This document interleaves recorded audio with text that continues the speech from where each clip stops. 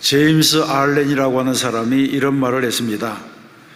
현재 당신의 모습은 과거 당신이 했던 생각의 결과라. 그런 말을 했습니다.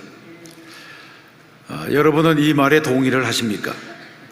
내가 하고 있는 현재의 생각이 나의 미래에 영향을 준다고 하는 말입니다.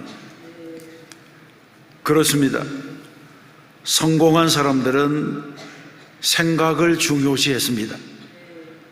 똑같은 일을 만나도 어떻게 생각할 것인지 그것은 나의 선택입니다. 그러므로 우리는 좋은 생각을 선택하고 긍정적인 생각, 진취적인 생각, 믿음의 생각을 선택해야 됩니다. 결국 인간은 선택과 결단으로 이루어집니다. 그러면 여러분은 매 순간 어떤 기준으로 생각을 선택하고 있습니까? 열왕기상 18장은 영적 대결의 클라이맥스입니다. 엘리야는 우상 숭배에 기울어진 아합 왕과 이스라엘 백성들에게 어떤 신이 참신인지 구별하기 위해서 갈멜산에서 만나자고 제안을 했습니다. 본래 아합은 엘리야를 만나면 이스라엘을 괴롭게 하는 자여 너냐 이렇게 말하면서 으르렁거렸는데 어찌된 일인지 엘리야의 제안에 선선히 응했습니다. 왜 그랬을까요? 그 이유는 아합에게 이 제안은 상당히 유리한 제안이었기 때문입니다.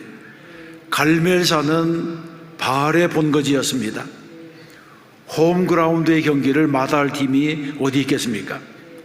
다른 하나는 1대 850의 대결입니다. 엘리야는 혼자이지만 바알의 선지자는 450명, 아세라의 선지자는 400명입니다. 충분히 승산이 있는 대결이었습니다. 그리고 이 대결에서 승리하게 된다면 가뭄 때문에 잃었던 백성들의 인기도 다시 찾을 수 있을 것 같았습니다. 그래서 엘리야를 죽이려고 하던 계획을 잠시 미루고 갈멜산의 대결을 주선했습니다. 기독교 2000년의 역사는 영적 전쟁으로 가득 찼습니다. 사탄은 예수님께서 공생애를 시작하시던 40일 금식 기도 때부터 예수님의 전 사역의 기간, 더 나아가서 갈보리 십자가상에서조차 예수님을 공격했습니다. 그리고 지난 2000년 동안 끊임없이 교회와 성도들을 공격했습니다. 그러나 이 모든 전투에서 사탄의 세력은 언제나 패배했습니다. 그 패배의 증거가 바로 오늘까지 현존하고 있는 교회입니다. 사탄은 하나님의 구원 계획을 무너뜨리고 십자가의 능력을 무너뜨리려고 발버둥 쳤지만 실패로 귀결되고 말았습니다. 그러면 이 갈멜산의 영적 대결을 통해서 우리가 얻을 수 있는 교훈이 무엇입니까? 첫 번째 생각할 것은 백성들을 향한 엘리야의 도전입니다. 21절에서 말씀합니다. 엘리야가 모든 백성에게 가까이 나아가 이르되 너희가 어느 때까지 둘 사이에서 머뭇머뭇하려느냐? 여호와가 만일 하나님이면 그를 따르고 바알이 만일 하나님이면 그를 따를지니라. 이렇게 말하고 있습니다. 제가 성지순례에 갔을 때에 갈멜산에 올라가 보니까 이 갈멜산은 그리 높지 않은 산이었습니다. 그러나 그 주변이 이스라엘 평지였기 때문에 산 정상에 서게 되면 사방이 내려다 보였습니다. 바다까지도 보였습니다. 그날 귀빈석에는 아합을 비롯한 수많은 구경꾼들이 모였습니다. 아직 하나님과 바알의 대결이 시작되지 않았습니다.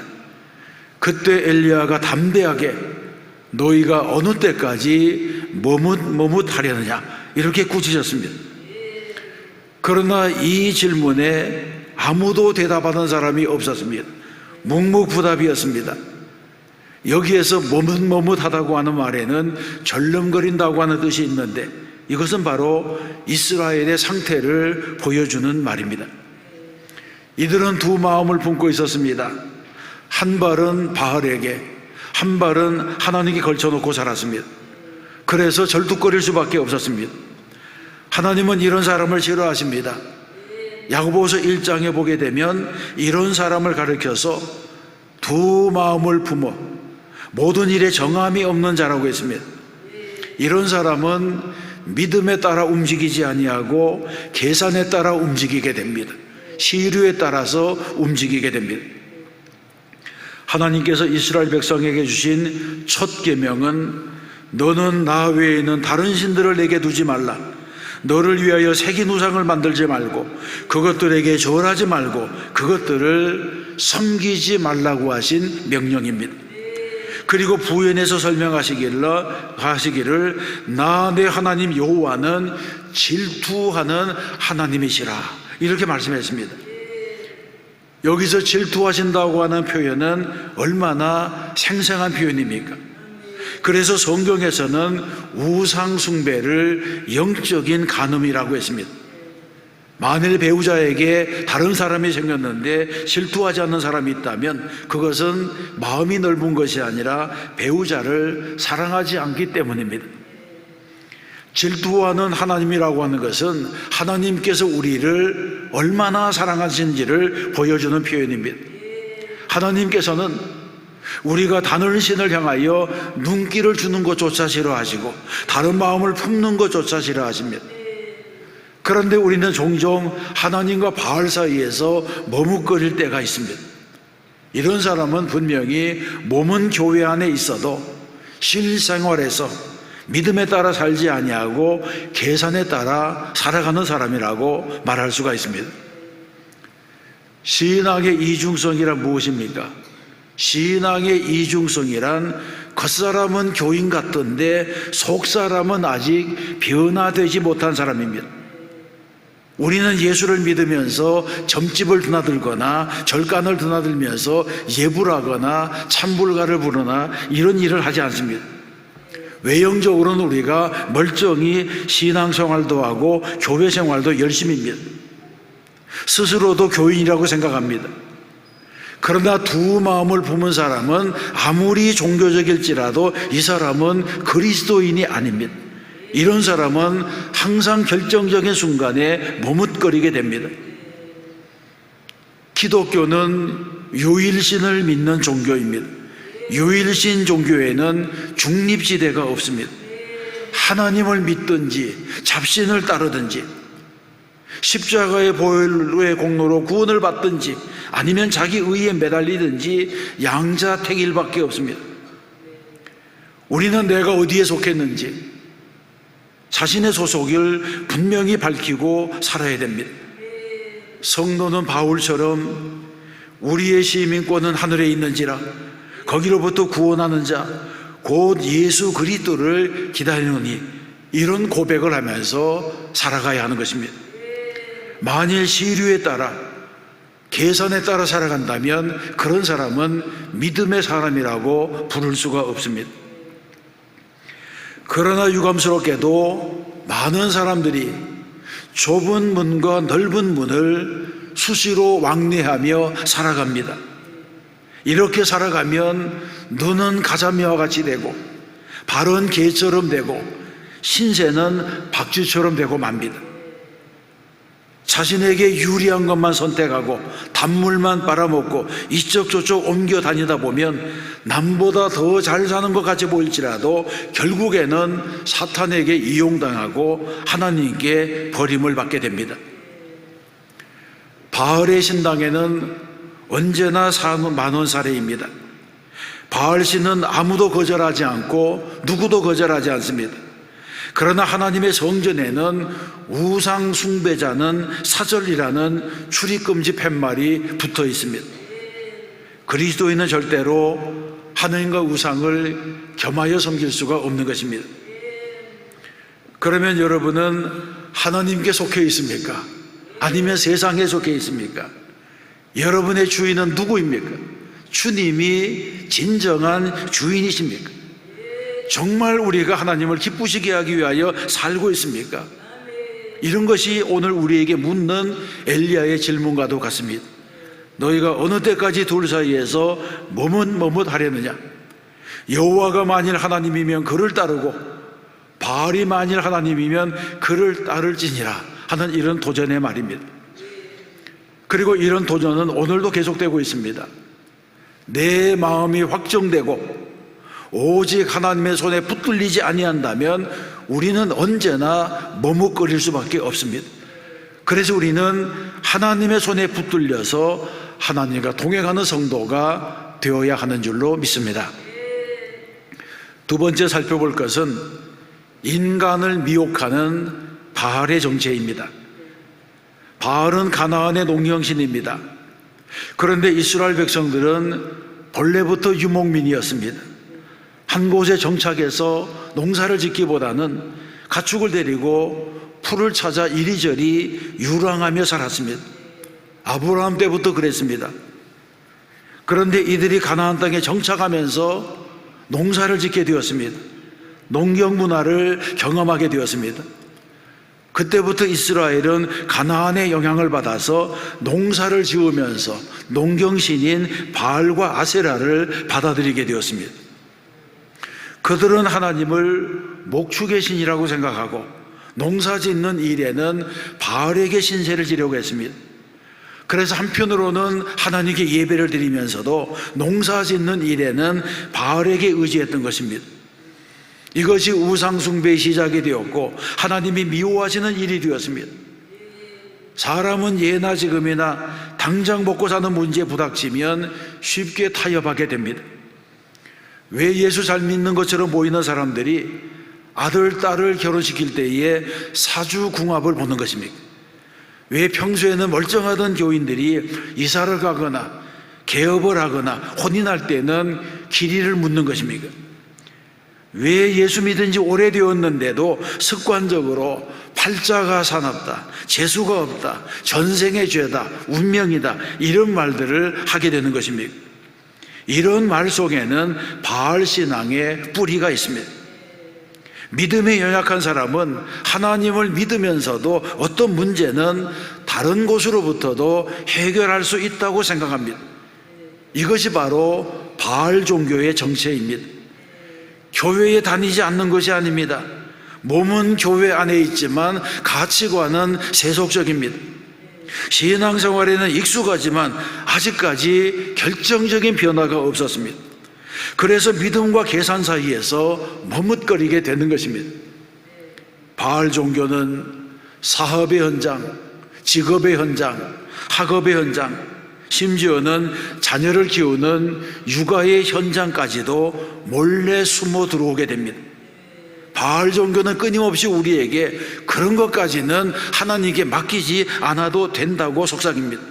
돈 버는 일에는 내가 전문이니 나와 동업하자고 속삭이게 됩니다. 그러나 여러분, 우리는 언제나 하나님과 바알 사이에서 선택해야만 합니다. 여호수아도 가나안 정복 전쟁을 마친 이후에 이스라엘 백성들에게 너희가 섬길 자를 오늘 택하라. 오직 나와 내 집은 오직 여호와만 섬기겠노라 이렇게 말했습니다.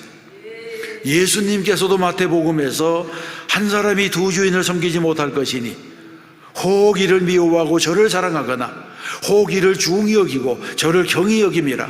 너희가 하나님과 재물을 겸하여 섬기지 못하느니라고 말씀했습니다. 너희 섬길 자를 오늘 택하라고 하는 것입니다. 갈멜산에서는 기도하는 모습을 통해서 바알 종교의 정체가 드러나고 있습니다. 26절에 보게 되면 그들이 받은 송아지를 가져다가 잡고 아침부터 낮까지 바알의 이름을 불러 이르되 바알이여 우리에게 응답하소서 하나 아무 소리도 없었다고 말합니다. 바알 선지자들은 아침부터 정오에 이르기까지 바알의 이름을 부르면서 기도했습니다. 그러나 장시간 부르짖는다고 기도가 되는 것은 아닙니다. 28절에서는 바알 선지자들이 피가 흐르기까지 칼과 창으로 그들의 몸을 상하게 했다고 말씀합니다. 이것이야말로 이방 종교와 기독교의 기도가 다른 점입니다. 바알 종교의 기도는 어떤 것입니까? 그들은 모든 수단과 방법을 다 동원해서 자기가 믿는 신을 괴롭게 하려고 합니다. 신의 팔을 비틀어서라도 항복을 받아내려고 합니다. 그들이 기도하면서 칼로 자기 몸을 찌르고 상하게 하는 이유가 무엇입니까? 극단적인 자해를 통해서 자신들이 믿는 신을 자극해서 자신의 요구를 관철시키려고 하는 협박과도 같습니다. 이런 기도는 우상 종교의 기도입니다. 하나님께서는 이런 기도를 기뻐하지 아니하십니다. 하나님은 사람의 피를 보고 당황해서 소원을 들어주시는 분이 아닙니다. 아무리 자기의 살을 베고 피를 뿌린다고 하더라도 하나님은 그런 기도에 감격하지 아니하십니다. 그것은 헌신도 아니고 희생도 아니고 믿음도 아닙니다.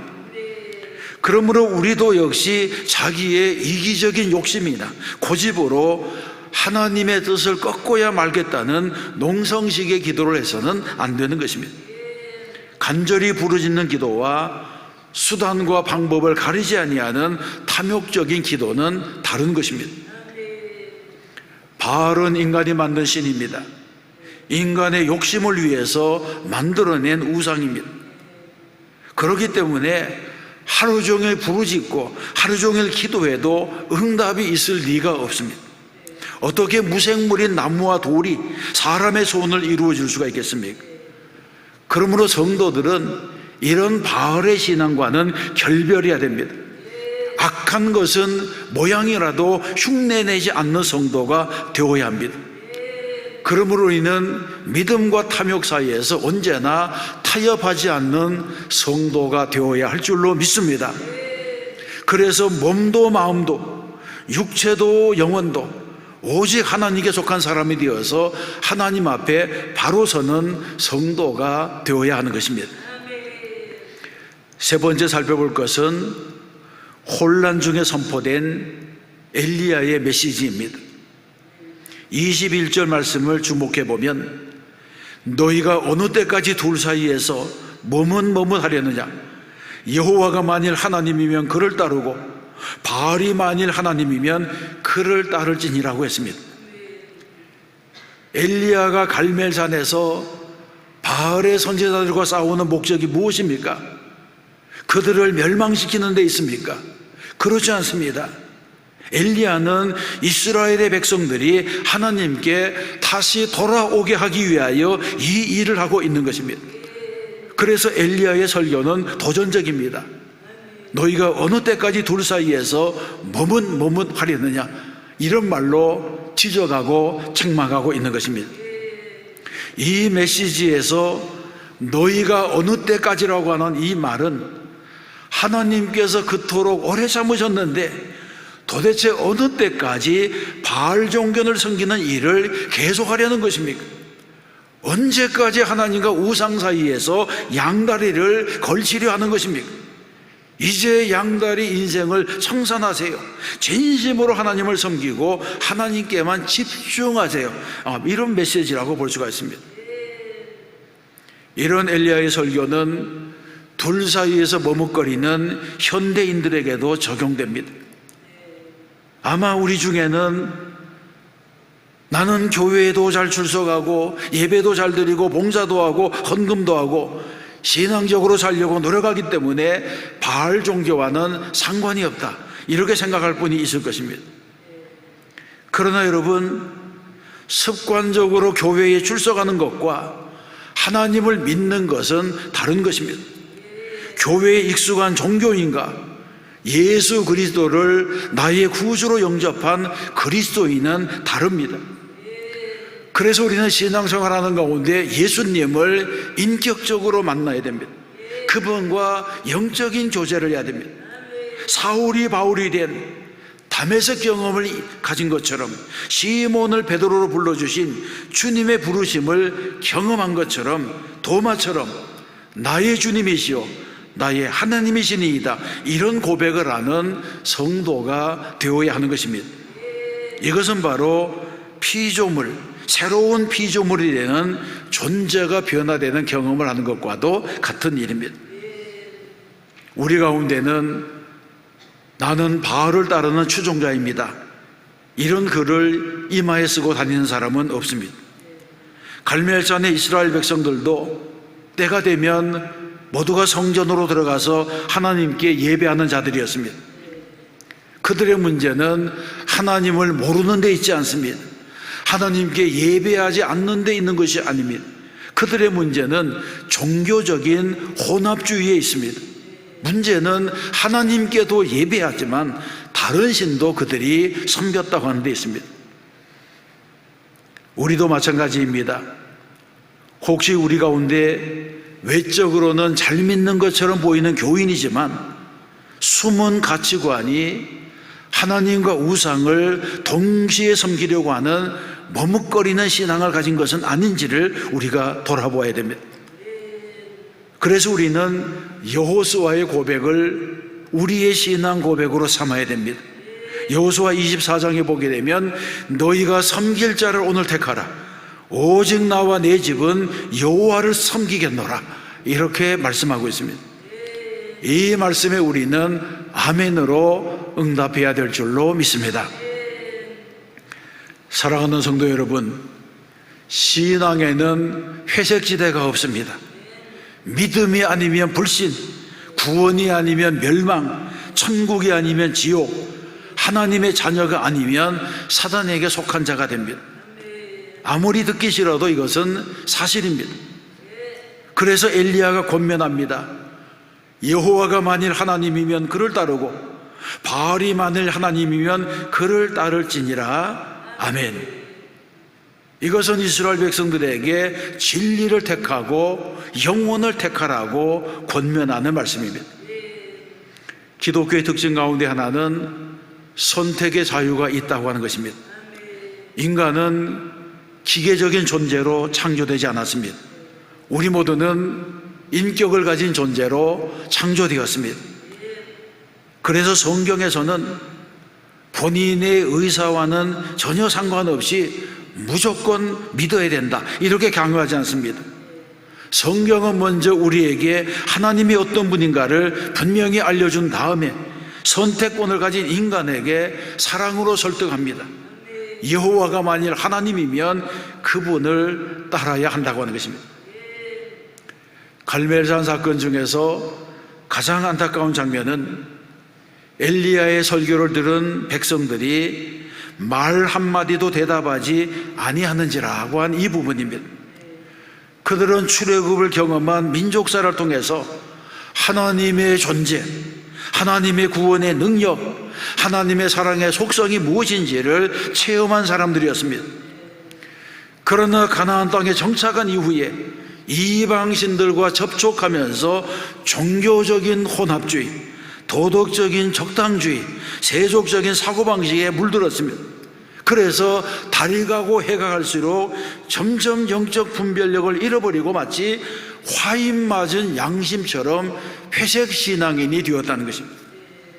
결국 그들은 심판의 메시지에 귀를 기울이지 아니하다가 아수르에 정복당하고 나라를 잃어버리는 비극을 경험하게 되었습니다. 엘리야의 경고에 귀를 기울이지 아니하다가 이스라엘 역사가 끝장이 나고 만 것입니다.